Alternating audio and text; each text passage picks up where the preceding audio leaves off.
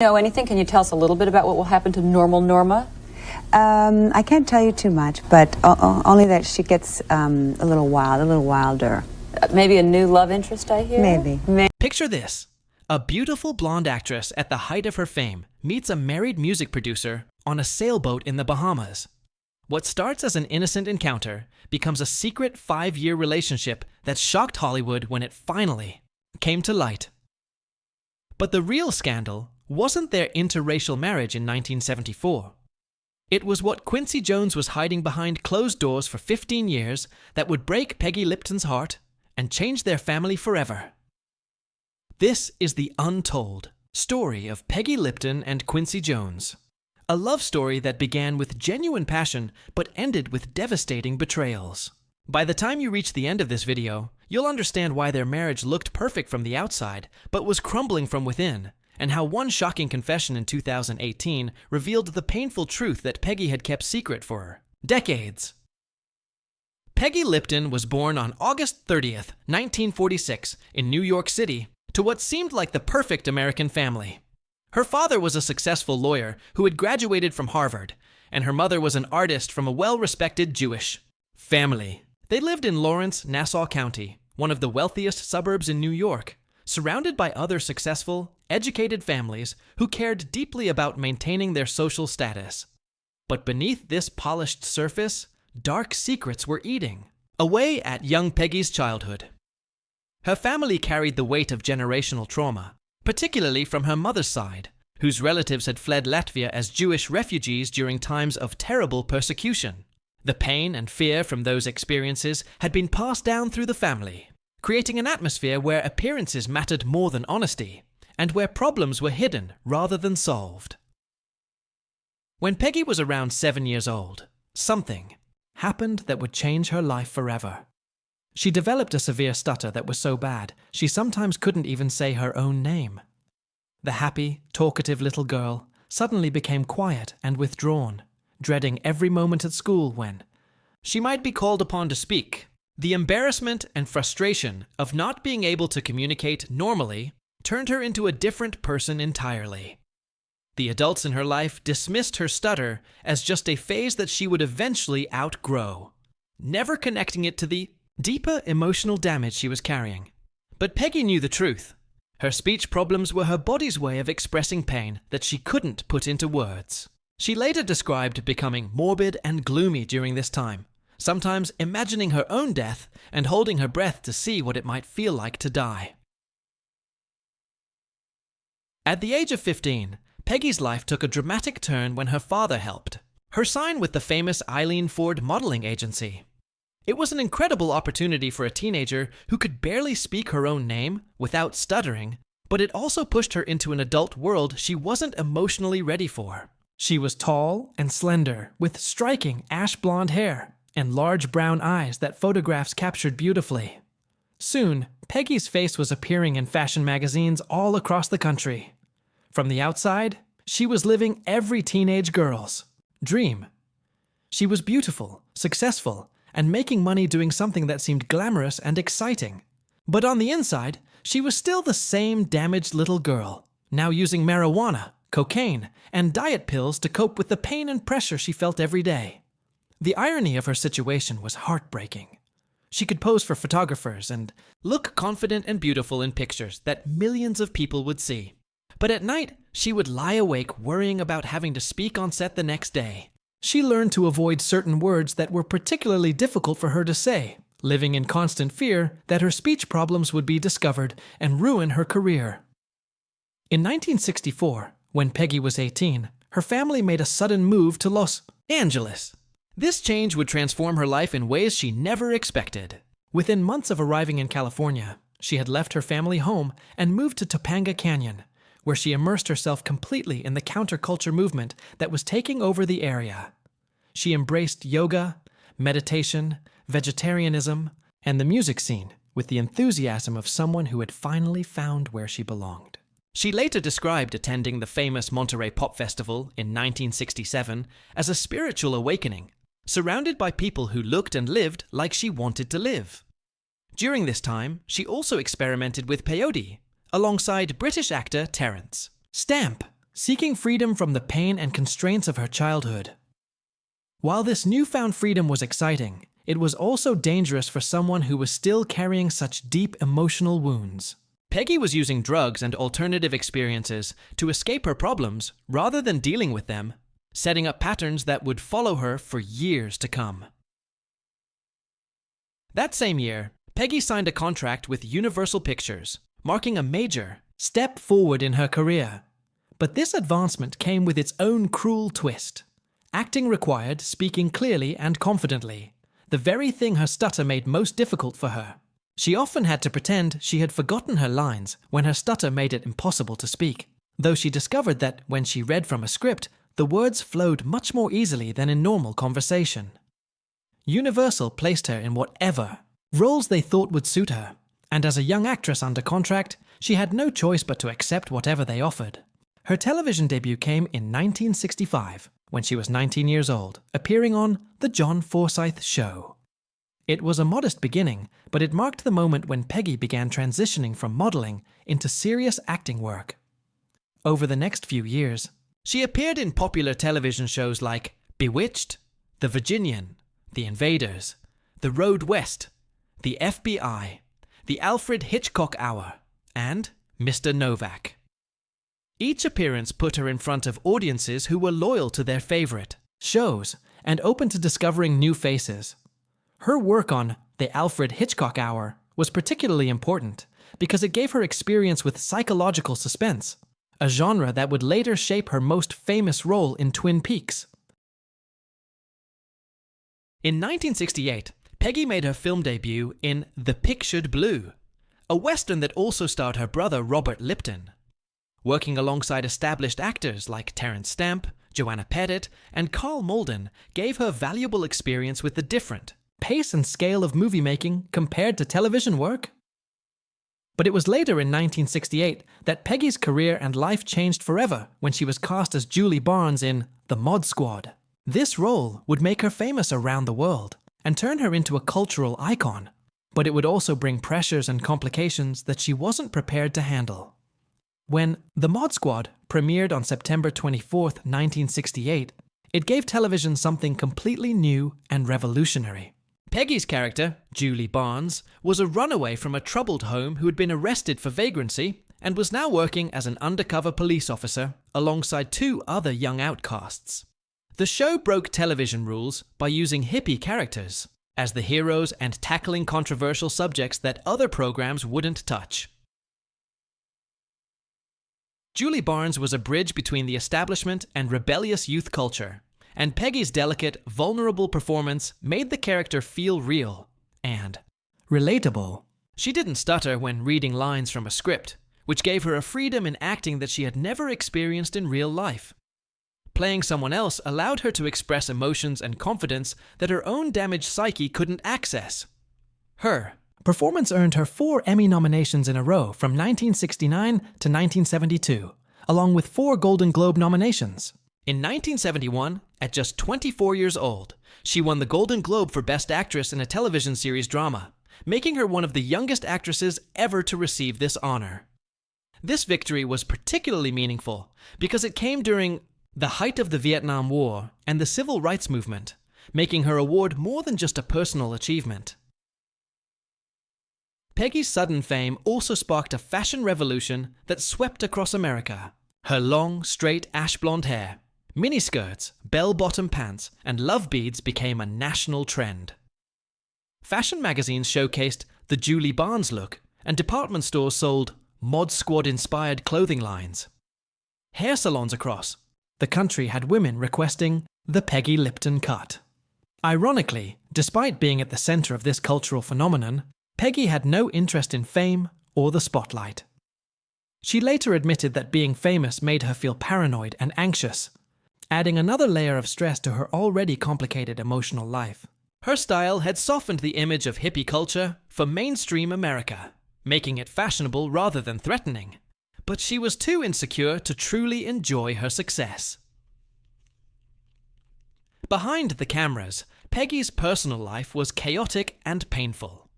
She suffered from severe social anxiety that made her rarely want to leave her house, and she dreaded any interactions with the press or public. Her childhood trauma, including the severe stutter that had once made it difficult to say her own name, continued to haunt her, even as millions of people admired her on television every week. Her romantic relationships during this time were just as turbulent as her internal emotional state. At 18, she had begun an affair with Paul McCartney during the height of Beatlemania. In 1968, she had a brief romance with Elvis Presley, though she later claimed he was struggling with impotence, at the time due to his drug use. She also had relationships with actors like Terence Stamp, Keith Moon of The Who, and record producer Lou Adler. Despite being adored by millions of fans and having her choice of famous, successful men to date, Peggy described herself as deeply lonely and isolated. She often chose emotionally unavailable partners and admitted that her love affairs were more about fantasy and escape than genuine connection. The dark thoughts that had plagued her as a child continued into adulthood. She sometimes imagined her own death and would try to experience what her last breath might feel like.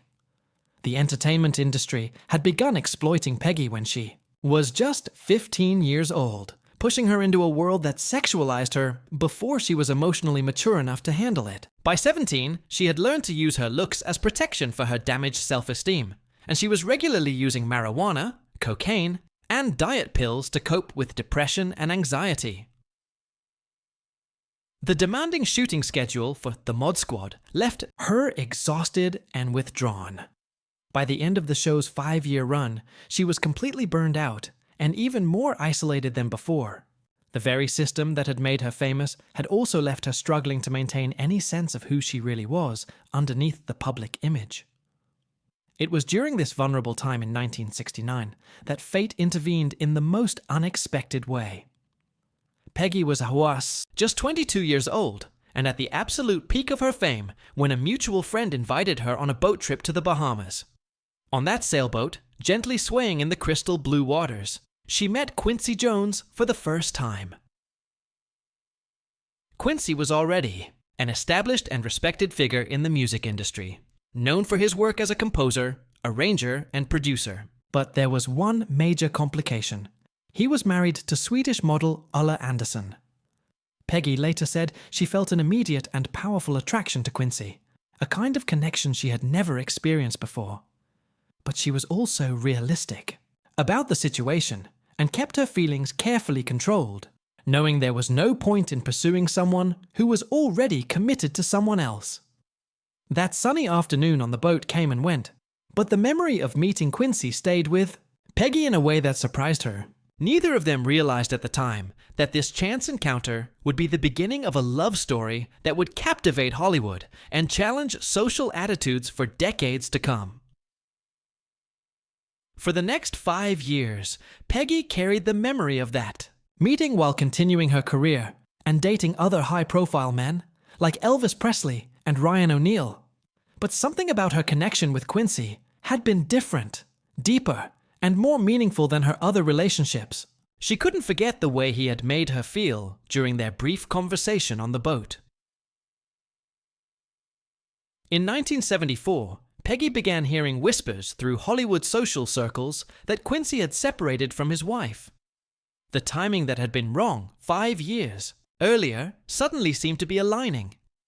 Gathering her courage, she reached out to Quincy through his daughter Jolie, curious to see if there might now be a chance for something between them.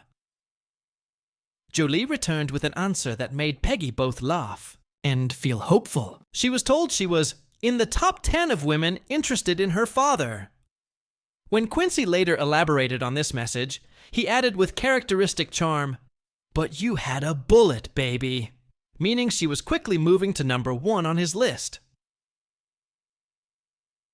When they reconnected, the spark between them reignited instantly and powerfully. Within just 2 weeks of getting back in touch, Peggy had moved into Quincy's Los Angeles home. She even took cooking lessons before moving in, because she knew Quincy was old-fashioned in some ways and didn't trust women who couldn't handle themselves in the kitchen. Quincy was so committed to having Peggy close to him that he installed a movie editing machine in their bedroom so he could work on scoring films without being separated from her. This gesture showed how seriously he took their relationship and how much he wanted to integrate their professional and personal lives. Their happiness was suddenly threatened in 1974 when Quincy, who was 41 years old, suffered 2 life-threatening brain aneurysms. The first one struck without warning while he was at home with Peggy. He later described the sensation as feeling like the back of my head had been taken off with a shotgun blast. The pain was so severe and sudden that Peggy was terrified she was going to lose him just as they had found each other. Doctors operated on Quincy for 7.5 hours to repair the damage from the first aneurysm, only to discover during surgery that he had a second aneurysm that was close to bursting. They immediately performed a second operation, removing part of his skull and securing it back in place with 6 metal clips. His condition was so serious that friends began preparing a memorial service at the Shrine Auditorium in Los Angeles, expecting him to die. Quincy later said the experience felt like attending his own funeral while still being alive. The surgeries saved his life, but they ended his career as a trumpet player forever, since the pressure from playing the instrument could potentially cause fatal complications. During this frightening and uncertain time, as Quincy struggled to recover, he and Peggy made the decision to get married, sealing a bond that had been forged through survival as much as love. Their wedding in 1974 immediately thrust them into the harsh spotlight of America's ongoing struggles with racial prejudice. Peggy wrote in her autobiography years later that dealing with racism became a part of their daily lives in ways she had never anticipated. Police officers would frequently pull them over when they were driving together, assuming that Peggy, a blonde white woman, must be a prostitute being forced to ride in a black man's car. These humiliating encounters happened so often that they came to expect them as part of their routine. The prejudice they faced was painful enough when it came from strangers, but it cut much deeper when it came from Peggy's own family. Her mother openly told her that she couldn't imagine her daughter with a black man or raising mixed-race children. The comments were so hurtful that Peggy eventually gave her mother an ultimatum: accept the relationship or lose her daughter forever. This threat stopped the open opposition from her family, but the emotional damage lingered for years. Peggy's mother had once told her she had imagined her daughter ending up with a white Prince Charming or a great Jewish king, making it clear that Quincy, no matter how successful or talented, would never be what she had wanted for her daughter. In March 1976, Peggy and Quincy welcomed their first daughter, Kidada. 2 years later, in February 1978, their second daughter, Rashida, was born. Having biracial children in the 1970s added another complicated layer to the social challenges there. Family-faced, mixed-race children at that time often dealt with identity confusion, prejudice from both black and white communities, and difficulty finding their place in a society that preferred clear racial categories. Kidada eventually left her predominantly white private school to attend a public high school where most students were black, finding that she felt more comfortable and accepted there. Rashida had a different experience, first encountering serious racial tension when she attended Harvard University during the height of identity politics discussions in the 1990s.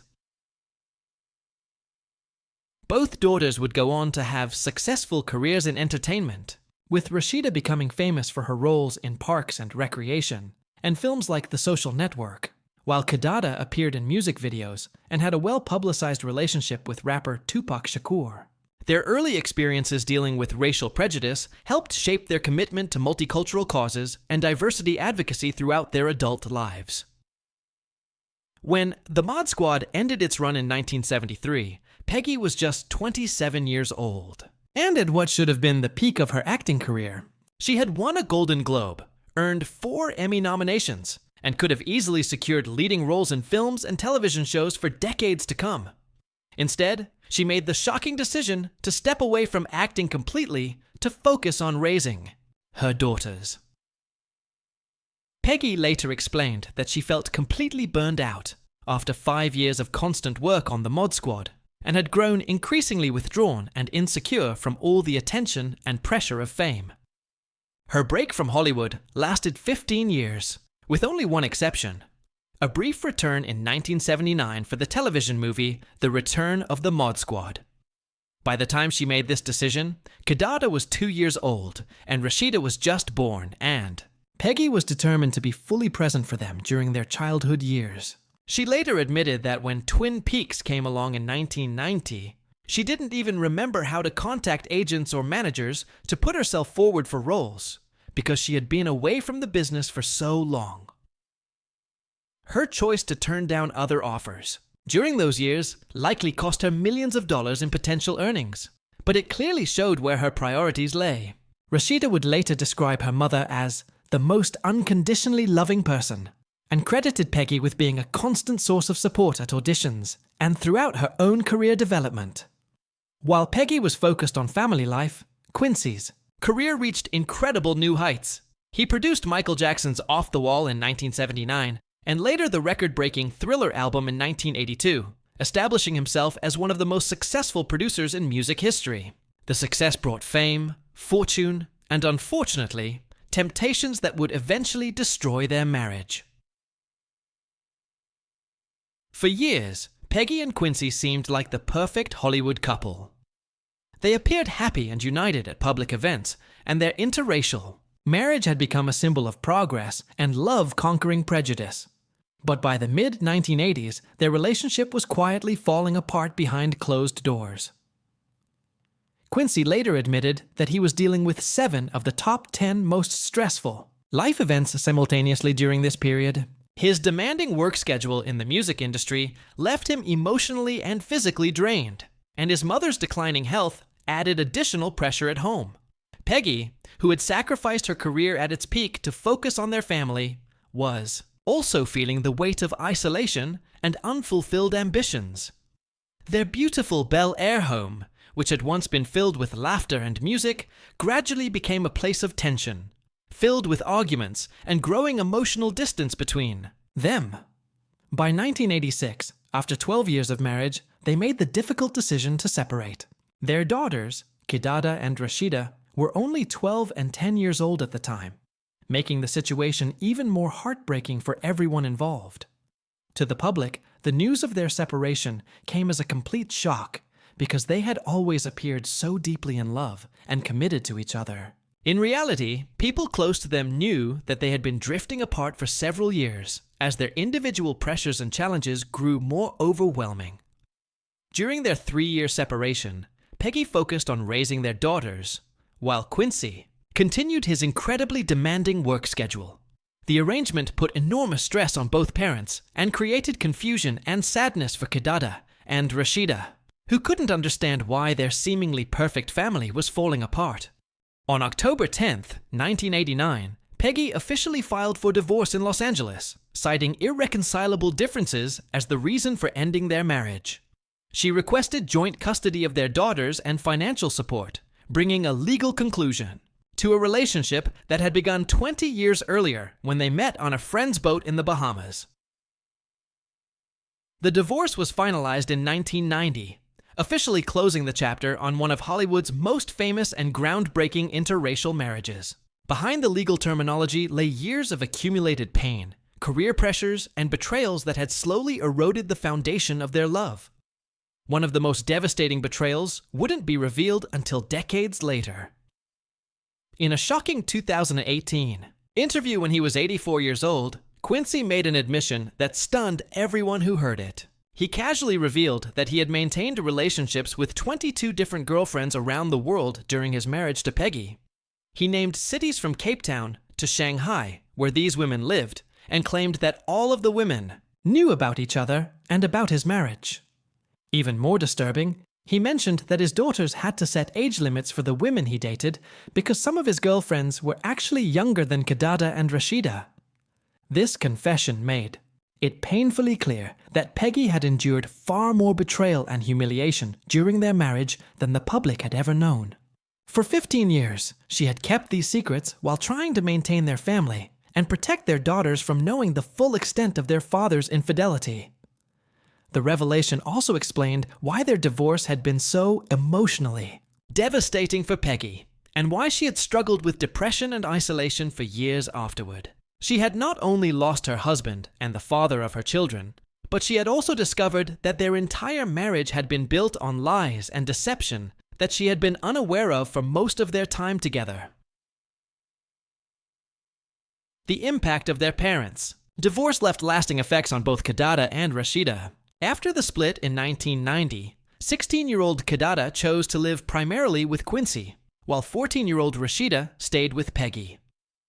This arrangement meant that the sisters grew up in different environments during their crucial teenage years, each shaped by their respective parents' approach to dealing with the aftermath of the failed marriage. Rashida later said that while the divorce was difficult for both girls, their parents' continued closeness helped make the transition easier than it might have been otherwise. Even so, holidays, birthdays, and family celebrations became complicated logistics rather than simple joyful gatherings, and the division of their family home left emotional scars that both daughters carried into adulthood. Despite all the pain and betrayal, Peggy and Quincy managed to maintain a respectful relationship focused on co-parenting their daughters. They worked together on family matters and continued to show up for important events in Kidada and Rashida's lives, presenting a united front even though their marriage had ended. In 2005, Peggy published her memoir, Breathing Out, which ran 310 pages and was co-written with David and Coco Dalton. The book stripped away the soft, glamorous image that people thought they knew and revealed the raw truth about her life behind the scenes. She wrote openly about her relationships with Paul McCartney and Elvis Presley, her experiences with sexual abuse during childhood, her struggles with drug use, and an abortion she had undergone. She also detailed the painful racism she and Quincy had faced during their marriage, including her own mother's difficulty accepting their relationship. The book's unflinching honesty made it a bestseller and gave readers a completely different understanding of what Hollywood had really been like during the 1960s and 1970s. In 2004, at the age of 58, Peggy received devastating news. She had been diagnosed with colon cancer. The diagnosis came just after she had completed a successful stage run in The Vagina Monologues, marking another transition point in her life. Her treatment likely included surgery, chemotherapy, and radiation, stretching over several months, and requiring tremendous physical and emotional strength. She fought the disease with the same determination that had carried her through childhood trauma, career challenges, and personal heartbreak. Her victory over cancer was something she called her most recent triumph in her memoir, and her daughter Rashida said the experience brought their family closer together than they had been in years. It would be another 15 years before the cancer returned, but her initial recovery demonstrated the resilience that had defined her entire life. Even facing a potentially fatal illness, Peggy found ways to maintain hope and continue moving forward. When Peggy returned to acting after her 15-year hiatus, she proved that her talent had only deepened with age and experience. Her role as Norma Jennings in Twin Peaks became beloved by fans around the world and showed a different side of her acting abilities. The character was warm, nurturing, and grounded, very different from the troubled Julie Barnes who had made her famous decades earlier. Her performance in Twin Peaks earned critical praise and introduced her to a new generation of viewers who had never seen The Mod Squad. For many people, Norma Jennings became their primary association with Peggy Lipton, replacing her earlier image as a counterculture icon with that of a caring small-town restaurant owner. Throughout the 1990s and 2000s, Peggy continued working in television, appearing in shows like Crash and Popular. She also had the special experience of working alongside her daughter Rashida in Angie Tribeca, where she played Rashida's character's mother, bringing their real-life relationship onto the screen. On May 11, 2019, Peggy Lipton died at her home at the age of 72, surrounded by Kidada, Rashida, and several nieces. Her daughters said she passed peacefully and called her their beacon of light. The colon cancer she had once successfully beaten 15 years earlier had returned and spread throughout her body. News of her death brought an immediate outpouring of tributes from across Hollywood, from former co-stars and friends who had known her throughout her 5-decade career. For many people, her passing marked not just the loss of a beloved actress, but the closing of an entire chapter in the story of American entertainment and social progress. Even Quincy Jones, despite all the complications of their relationship, called their love eternal when she died. Their story remained one of Hollywood's most complex and fascinating relationships, a genuine love story that had been damaged by betrayal, but had ultimately produced 2 successful daughters and left a lasting impact on American culture. Peggy Lipton's life was a testament to the possibility of surviving trauma, finding success despite personal struggles, and maintaining dignity in the face of public scrutiny and private betrayal. Her hidden pain and public grace created a legacy that continues to inspire people who face their own challenges with relationships, career pressures, and personal identity. The truth behind her marriage to Quincy Jones reveals the complicated reality that often exists behind glamorous public images. Their love was real, but so was the pain, the sacrifice, and the ultimate betrayal that ended their relationship. Understanding this complete picture helps us appreciate not just their individual achievements, but the human cost of fame, success, and trying to maintain love in an industry that often destroys personal relationships. If this story of love, betrayal, and resilience moved you, please hit that like button and share this video with someone who appreciates learning the real stories behind Hollywood's most famous couples. Subscribe to our channel for more deep dives into the hidden truths behind the celebrities we think we know. Because sometimes the most important stories are the ones that happen when the cameras stop rolling and real life begins.